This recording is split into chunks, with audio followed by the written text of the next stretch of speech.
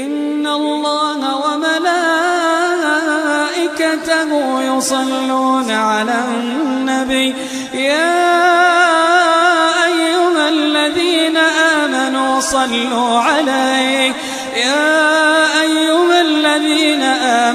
صلوا عليه وسلموا تسليما. Well, good evening, everyone. Thank you for having me. I hope everyone can hear me. How to respond to a lot of this. First of all, on the bar, you said you admitted yourself that the bar had been set quite high. I would suggest, though, that the burden of proof is on the proposer rather than on us. It quite clearly says Islam is a religion of peace. I suggest you prove it. We've also been told here tonight when we opened that this debate must take place in the real world. Well, absolutely, yes, it must. It must take place in the real world. And I will describe what Islam is doing in the real world. We can sit and we can debate theocracy day in, day out. We will never agree. We can debate, is there a God, isn't there a God, is the Quran real, isn't it? None of it actually matters. What matters is what happens in the real world, as my opponent quite rightly said.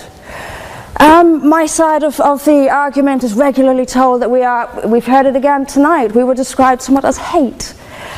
We were told that we are demonizing Islam, whipping up fear of Islam. Not the first time I've been accused of this, probably won't be the last. But let me just say, and let's take this into the real world as we've been advised to do. Let me tell you what actually whips up fears of Islam. We take it from the top. 9/11, the London Underground bombings, Madrid, Mumbai, Mali, Bali, Northern Nigeria, Sudan, Afghanistan, Saudi Arabia, Iran, Yemen, Pakistan, death for apostasy, death for blasphemy, death for adultery, death for homosexuality, gender segregation, gender discrimination, unequal testimony between men and women in legal proceedings, child marriage, amputations, beheadings, imprisonment for being raped, anti-Semitism, burqas, execution, as I've said, for this, that and the other, the slaughter of Theo van Gogh on the streets of Amsterdam, death threats on the streets of London, butcher those who insult Islam, Muslim patrols in East London telling people they are entering Sharia control zones, polygamous marriages, marriage not requiring the consent of the bride. This is what causes fear of Islam. It is not me, it is not my colleagues on this side. What information on that point? If Islam and Muslims are responsible for the Muslim patrols, I'm not finished. I'm not. I mean, let me speak on. But the point is that it is not I or my fellow debaters on this side who are causing fear of Islam. It is the actions of Muslims that are causing fear of Islam. That is the real world. That is where we actually live. Then we'll be told that this is just the extreme fringe of Islam. Well, let me have a look at Saudi Arabia. Saudi Arabia is the birthplace of Islam, the custodian of its holy sites. In Saudi Arabia, a woman is not allowed to drive. She is not allowed to leave the house without a mahram. She is not allowed to vote, although they've been incredibly generous by allowing some votes in the next elections. This is apparently the extreme fringe of people are executed for blasphemy, executed for apostasy. In Saudi Arabia, the birthplace of Islam, we'll be told that's the extreme fringe of Islam. No, it is not. Calling Saudi Arabia the extreme fringe of Islam is like calling the Vatican the extreme fringe of Catholicism. Sorry, it just doesn't work. Then we'll be told that we've misunderstood. Violent Muslims have misunderstood. Saudi Arabia has misunderstood. Iran, which stones people to death for adultery, has misunderstood. Yemen, which marries children at the age of 9, has misunderstood. Has there ever been a more spectacularly misunderstood religion than Islam? It seems that these nations who apply it as their laws, nations which have the Quran as their constitution, innumerable nations, where there is no free speech, where there is no freedom of religion, they've all got it wrong. They've all got it wrong. It's quite a spectacularly misunderstood religion.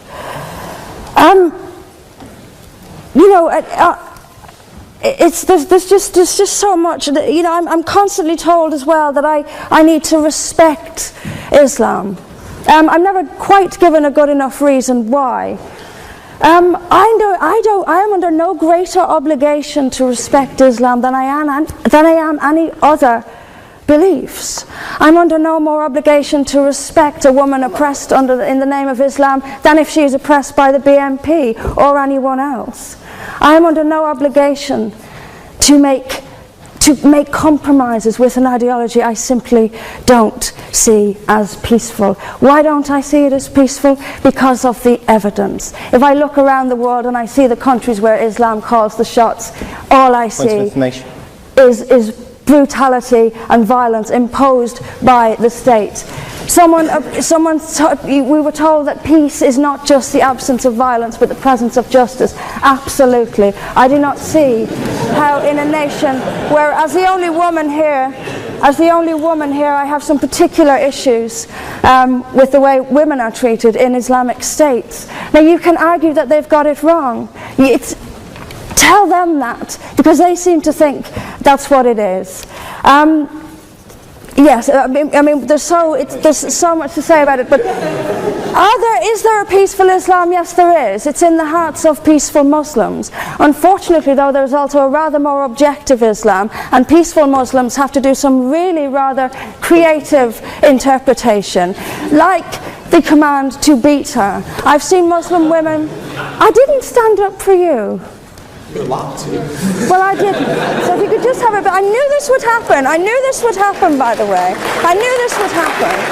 What I'm saying is completely controversial and will be booed and shouted down, and I have no doubt my colleagues the same. I knew this would happen. You say anything negative, you'll get the boos. I'm actually going to leave it there. But I will finish just by saying this. There are hundreds of millions of peaceful Muslims. That is a fact. But that does not mean that Islam itself is peaceful.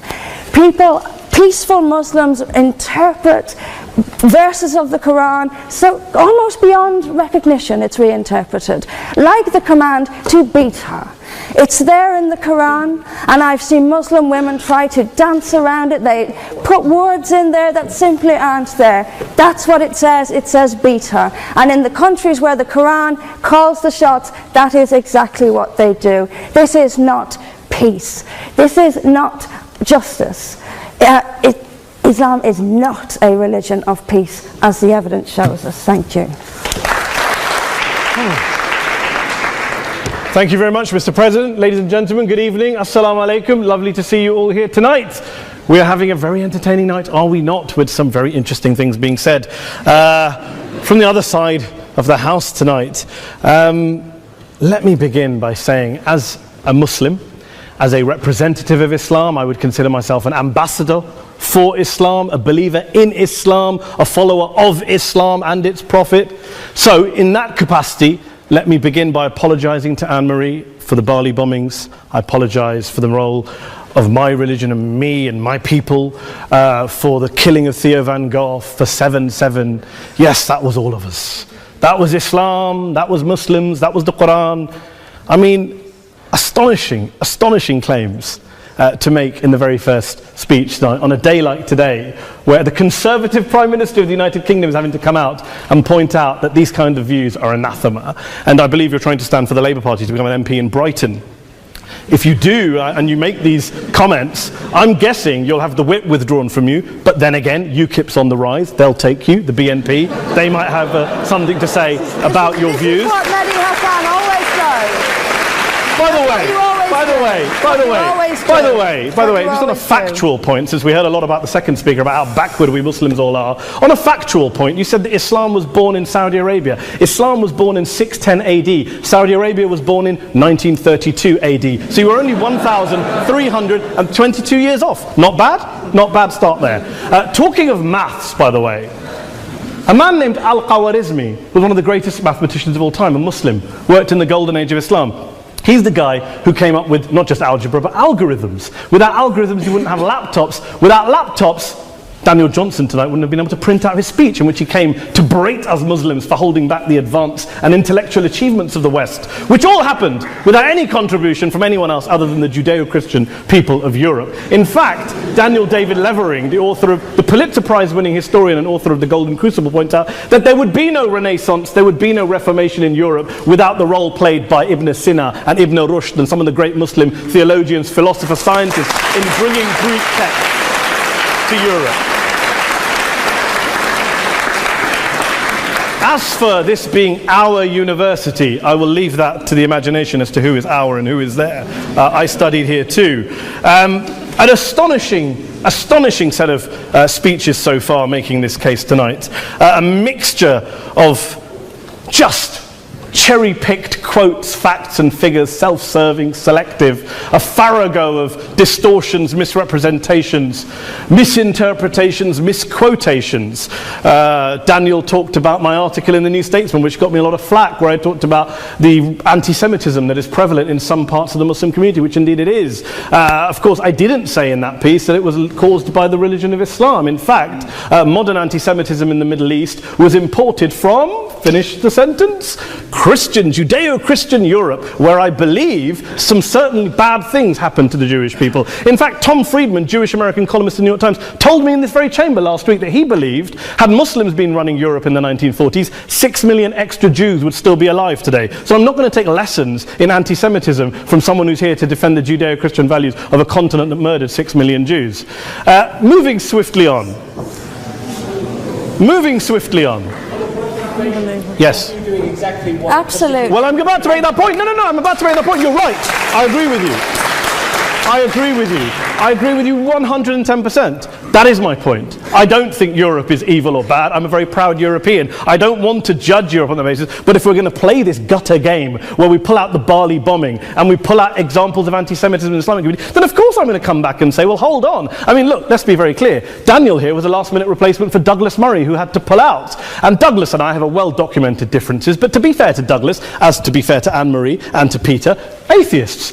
Atheists see all religions as evil, violent, threatening. What the problem I have with Daniel's speech is that Daniel comes here to write this robust defense of Christianity, forgetting that his fellow Christians, people who said they were acting in the name of Jesus, gave us the Crusades, the Spanish Inquisition, the anti-Jewish pogroms, European colonialism in Africa and Asia, the Lord's Resistance Army in Uganda, not to mention countless arson and bomb attacks on abortion clinics in the United States of America to this very day. I would like a little bit of humility from Daniel first before he begins lecturing other communities and other faiths on violence, terror and intolerance. But, no thank you. Some water. But I would say this, to address the gentleman's very valid point here, I'm not going to play that game. I don't actually believe that Christianity is a religion of violence and hate because of what the LRA does in Uganda or what Crusaders did to Jews and Muslims in Jerusalem when they took back the city in the 12th or 13th or whatever century it was. I believe that Christianity, like Islam, like pretty much every mainstream religion, is based on love and compassion and faith. I do follow a religion in which 113 out of the 114 chapters of the Quran begins by introducing the God of Islam as a God of mercy and compassion. I would not have it any other way. I don't follow a religion which introduces my God to me as a God of war, as some kind of Greek God of wrath, as a God of hate and injustice. Not at all. As Adam pointed out, you go through the Quran and you see the mercy and the love and the justice. And yes, you have verses that refer to warfare and violence. Of course it does. This is not a motion about pacifism. I'm not here to argue that Islam is a pacifistic faith. It is not. Islam allows military action, violence in certain limited contexts. And yes, a minority of Muslims do take it out of that context. But is it religious? We talked about Woolwich. Daniel and Anne-Marie have suggested that it's definitely religion that's behind all of this. Well, actually, What I find so amusing tonight is we're having a debate about Islam, and the opposition tonight have come forward. We have a graduate in law, a graduate in modern history, a graduate in chemistry, and you know, I admire all of their intellects and their abilities, but we don't have anyone who's actually an expert on Islam, a scholar of Islam, a historian of Islam, a speaker of Arabic, even a terrorism expert or a security expert or a pollster, let alone to talk about what Muslims believe or think. Instead, we have people coming here, putting forward these views, putting forward these sweeping opinions. Listen to Professor Robert Pape of the University of Chicago, one of America's leading terrorism experts, who, unlike our esteemed opposition tonight, studied every single case of suicide terrorism between 1980 and 2005, 315 cases in total. And he concluded, and I quote, "There is little connection between suicide terrorism and Islamic fundamentalism or any of the world's religions. Rather, what nearly all suicide terrorist attacks have in common is a specific secular and strategic goal to compel modern democracies to withdraw military forces from territory that the terrorists consider to be their homeland." And the irony is, when we talk about terrorism, the irony is that the opposition and the Muslim terrorists, the Al-Qaeda types, actually have one thing in common. Because they both believe that Islam is a warlike, violent religion. They both agree on that. They have everything in common. Osama bin Laden would be nodding along to everything he's heard tonight from the opposition side. He agrees with them. The problem is that mainstream Muslims don't. The majority of Muslims around the world don't. In fact, a gentleman here started quoting all sorts of polls. Gallup carried out the biggest poll of Muslims around the world, of 50,000 Muslims in 35 countries. 93% of Muslims rejected 9/11 and suicide attacks. And of the 7% who didn't, they all, when polled and focus grouped, cited political reasons for their support for violence, not religious reasons. And as for Islamic scholars and what they say, well, Daniel talks about our University of Oxford. We'll go down to Oxford's Centre for Islamic Studies, get hold of a man named Sheikh Afifi al-Akiti, who is a massively well-credentialed and well-respected Islamic scholar, who has studied across the world, who in the days after 7/7 published a fatwa denouncing terrorism in the name of Islam, calling for the protection of all non-combatants at all times, and describing suicide bombings as an innovation with no basis in Islamic law. Go and listen to Sheikh Tahir al-Qadri, one of Pakistan's most famous Islamic scholars, who published a 600-page fatwa condemning the killing of all innocents and all suicide bombings unconditionally without any ifs or buts. There's nothing new here. This is mainstream Islam, mainstream scholarship, which has said this for years. You don't go out and kill people willy-nilly in the high street or anywhere else, on a bus or a mall, based on verses of the Quran that you cherry-pick without any context, any understanding, any interpretation, or any commentary. Point of information. Please. What about stoning of women, for example? Well, it doesn't happen apparently. I didn't say it doesn't happen at all. I never said it didn't happen. I don't blame Islam. Yes, it's a very good point. And a lot of us are campaigning against that. And we're campaigning against it in the name of Islam. We're campaigning against it in the name of various interpretations of Islam. Anne-Marie comes and scares us with her talk of Sharia law. I would like to see the book of Sharia law. It doesn't exist. People argue over what Sharia law is. And you empower the extremists by saying there is only one version. You empower them all. I don't believe you took any interruptions, Anne-Marie, so I think you should stay there for a moment. Several countries. Here's what we're dealing with. Here's what we're dealing with. We are dealing, I took your point. Here we are dealing with a 1400-year-old global religion, followed by 1.6 billion people in every corner of the world, a quarter of humanity, of all backgrounds, cultures, ethnicities. And yet the opposition tonight wants to generalize, stereotype, smear, in order to desperately win this debate. And here's my question, if we're going to generalize and smear. If, okay, people say yesterday's bombers, and we've got to be careful, there's a trial going on, were yesterday's attackers, motivated by Islam? Big debate. I don't believe they were. Let's say they were. Let's say Faisal Shahzad, the Times Square bomber, was motivated by Islam. Let's assume, for sake of argument, that Richard Reeves, the shoe bomber, was motivated by Islam. If Islam is responsible for these killings, if Islam is what is motivating these people, and Islam is therefore not a religion of peace, a religion of war, then ask yourself this question: why aren't the rest of us doing it? Why is it such a tiny minority of Muslims are interpreting their religion in the way that the opposition claim they are? Let's assume there are 16,000 suicide bombers in the world. There aren't. Let's assume there are for the sake of argument. That's 0.001% of the Muslim population globally. What about the other 99.99% of Muslims who the opposition tonight either ignore or smear? The reality is that the rest of us aren't blowing ourselves up tonight. The reality is that the opposition came here tonight not worried about the fact that me and Adam might pull open our jackets and blow ourselves up tonight because we're followers of a warlike warrior religion which wants to take over Europe and Daniel's university. The issue is this. The issue is this. Unless the opposition can tell us tonight, and Peter Atkins is here, one of our great atheist intellectuals, can tell us tonight, can answer this question tonight, why don't the vast majority of Muslims around the world behave as violently and aggressively as a tiny minority of politically motivated extremists? Then they might as well give up and stop pretending they have anything relevant to say about Islam or Muslims as a whole. Ladies and gentlemen, let me just say this to you. Think about what the opposite of this motion is. If you vote no tonight, think about what you're saying the opposite of this motion is. That Islam isn't a religion of peace, it's a religion of war, of violence, of terror, of aggression. That the people who follow Islam, me, my wife, my retired parents, my 6-year-old child, that 1.8 million of your fellow British residents and citizens, that 1.6 billion people across the world, your fellow human beings, are all followers, promoters, believers in a religion of violence. Do you really think that? Do you really believe that to be the case? They say that in the Oxford Union, the most famous debate was in 1933, when Adolf Hitler looked out for the result of the King and Country motion, where they voted against fighting for king and country, and Hitler was listening out for the result. Well, tonight, 80 years on, there are two groups of people around the world who I would argue are waiting for the result of tonight's vote. There are the millions of peaceful, non-violent, law-abiding Muslims both in the UK, Europe, Asia, Africa and beyond, who see Islam as the source of their identity, as a source of spiritual fulfillment, of hope, of solace. And there are the phobes, the haters, the bigots out there who want to push the clash of civilizations, who want to divide all of us into them and us and ours and their. Ladies and gentlemen, I urge you all not to fuel the arguments of the phobes and bigots. Don't legitimize their divisions. Don't legitimize their hate. Trust those Muslims who you know, who you've met, who you hear, who don't believe in violence, who do want you to hear the peaceful message of the Quran as they believe it to be taught to the majority of Muslims. The Islam of peace and compassion and mercy. The Islam of the Quran, not of Al-Qaeda. Ladies and gentlemen, I beg to propose this motion to the House. I urge you to vote yes tonight. Thank you very much for your time.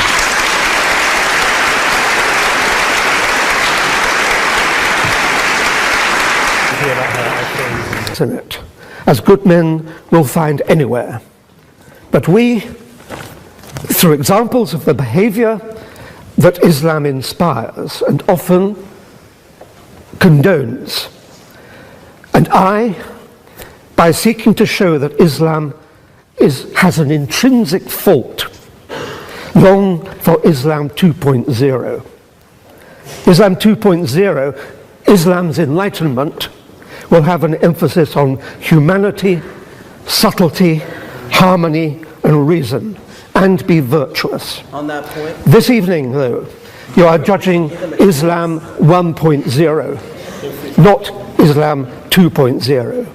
By opposing the motion, you will be encouraging the emergence of what most of humanity really longs for, but which does not yet exist. Please, for the sake of humanity, oppose.